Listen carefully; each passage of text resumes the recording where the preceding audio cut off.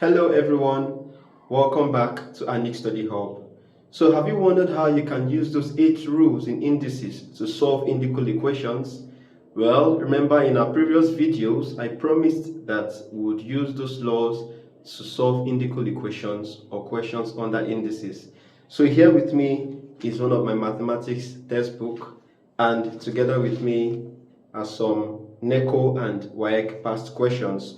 So I'm going to select specific questions on our previous topic and see how we can solve them so you can learn them faster, easier, and better, so that whenever you see questions under indices, it will look very simple to you. Stay tuned. Thank you. So I've gotten my first 2 questions for examples, and these 2 questions came from my mathematics textbook, that additional mathematics textbook.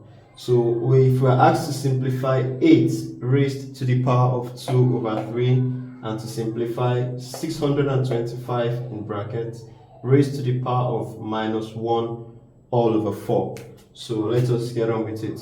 Solutions. Number 1. The first question I believe you should ask yourself is, what rule are we going to apply in this? There is no negative index, but there's a power as a fraction. So what rule can we apply? We are going to apply the root law. Why? Because in our power here, we have 3 as the denominator. And in our previous video, I talked about root law, saying that when you have a denominator here, it becomes the root of that base, while the numerator becomes the power of that same base. Let us get on with it. Therefore, this becomes cube roots of 8 raised to the power of 2. Now, you can as well simplify this in 2 ways. You will still arrive at the same answer. You can square this number in this root and later find the cube root, or find the cube root of this base. When you are done, you square the answer. So let us do it both ways. So the first way, we are finding the cube root of 8 first. A number that can multiply itself 3 times to give you this number. What number is that? 2. So the first method is cube root of 8 is 2 raised to the power of 2. Therefore, 2 raised to the power of 2 is equal to 4. And the second method, let us square this first. So the cube root of 8 squared is 64.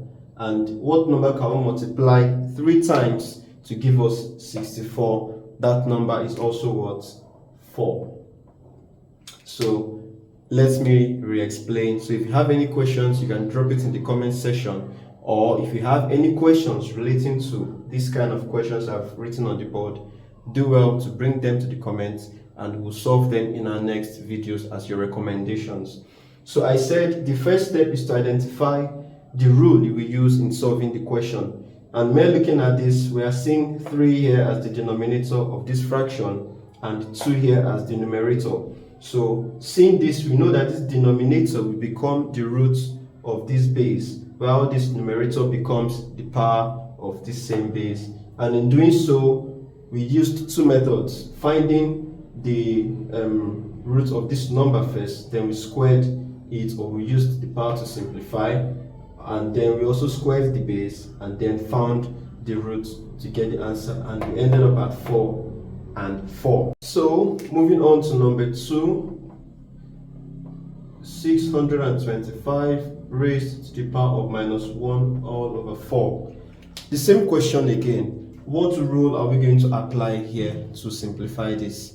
So when looking at this, you can see that we have 2 things. One, a negative sign, and the denominator, which will in turn be the root of this base. So firstly, we are going to remove this negative sign using the negative index. And remember what I said in the previous video also. When you remove a negative sign from a power, it automatically becomes 1 all over the same base with the same power, but without the negative sign. So let's use this now. To remove this negative sign, it becomes 1 all over 625 raised to the power of 1 all over 4. So simplifying this further, we have 1 all over the quad root of 625 raised to power 1, of which I said in our previous class, a number raised to power 1 is that same number. So I'll simply clean this one here, and we have 1 all over, what's the quad root of 625? A number that can multiply itself 4 times to get 625. And when you punch your calculator, you will get 5. So this becomes 1 all over 5. You can leave your answer this way or take it back to index form, and it becomes 5 raised to power minus 1 as the final answer. So if you have any questions on these first 2 examples, kindly drop them in the comment section, or if you still have questions related to this that you are finding it difficult with, apply these rules, show me your workings, and I would appreciate them. And if you can't still solve them, bring them for me in the comment section and I will solve them in my next video. So I'm going to pick another question from Neko and probably WAEC and solve them for you. Thank you. Yes, I decided to start with NECO 2025. Why? Because 2 questions from the topic indices came out, one in the OPG section, the other in paper 2, which is the theory. So I'm starting with the objective.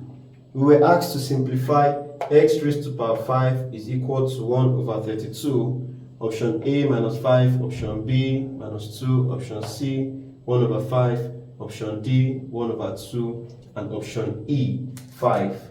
So let us simplify this. Solutions. This is quite straightforward. We are asked to find the value of x and we are seeing 1 over 32. So the first thing we do is to take this to its index form. So x raised to power 5 will remain the same, equal to 1 all over 32. Before I proceed, I would like to take us back to our early secondary school education, where if you have a root here, if you have a power here and you want to remove this power, you can simply take it to the other side of the equation as the root of that number, or you can find the root of both sides with this power. I will give you a quick example. If we have x raised to power 2 equal to 4, to find the value of x, you can find the square root of both sides because the power here is 2. So square root of x is equal to square root of 4, and the square root of a number that is squared is that same number. So x is equal to square root of 4, which is 2. So that's by the way. Now we want to look for the 5th root of this. So x is equal to, x raised to power 5 is equal to 32 raised to power minus 1.